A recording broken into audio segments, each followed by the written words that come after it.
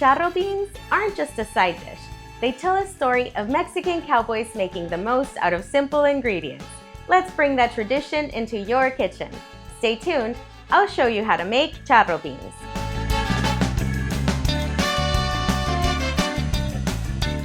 Hola amigos, welcome back to Tex-Mex at Home.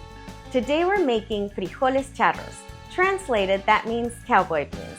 This recipe is hearty and packed with bold flavor, from bacon, chorizo, and ham. It originated in the rural areas of northern Mexico, where charros needed something filling after long days of horseback, so they cooked beans and meat together in a one-pot meal that's still loved today. Now let's get started. This recipe yields 4 to 6 servings.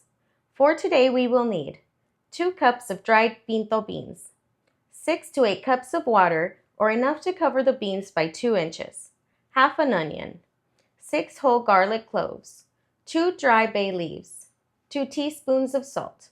The second part of the recipe is where we build the bold flavor. For later, we will need 2 slices of bacon chopped, 3.5 ounces of chorizo, 4 ounces of ham diced, half a large onion finely chopped, 2 garlic cloves finely diced, 2 to 3 Roma tomatoes diced, 2 jalapeños finely diced, and a handful of fresh cilantro chopped. We begin by rinsing and soaking 2 cups of pinto beans in 6 to 8 cups of water, enough to cover the beans by about 2 inches. Let them soak overnight. The next day, drain and rinse the beans again and place them in a large pot. Now that our beans are rinsed, we add our onion and we add our bay leaves and garlic. We're gonna add water to cover everything. And remember, these beans can be as soupy as you want them. So if you want them a little more soupy, you add more water. We're going to cover them and we set our heat to medium-low. And now we're going to let them simmer for an hour and a half. You want to check them every once in a while so that you know that the beans are fully covered in water. You don't want to let them dry out. If you think they need more water, then you need to add water that's hot so that you don't interfere with the cooking. The beans are soft now, so we add 2 teaspoons of salt, reduce the heat to low, and let them simmer while we move on to our bold flavors. Now we're going to cook our bold flavors. We start by cooking our bacon. We want all our bacon to be very crispy. For me, this takes about 5 minutes.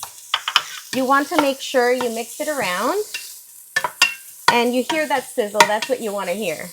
Now that our bacon is ready, we're going to add our chorizo. We're going to cook it until it's nice and crumbly. This takes a couple of minutes. We've cooked our chorizo for about 2 minutes, so now we're going to add our ham. We're going to cook our ham until it's nice and golden. So we're going to start adding our veggies.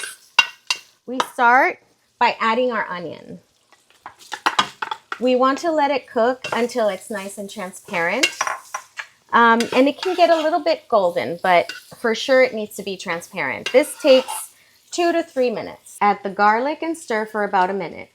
Then mix in your jalapeños and your Roma tomatoes. Turn the heat to low and let it simmer for about 3 to 5 minutes until the tomatoes create a base for our soup. Now that our beans are cooked, we're going to take out our veggies and our leaves. We are going to add our beans to our soup base and we're going to let it cook for about 25 minutes.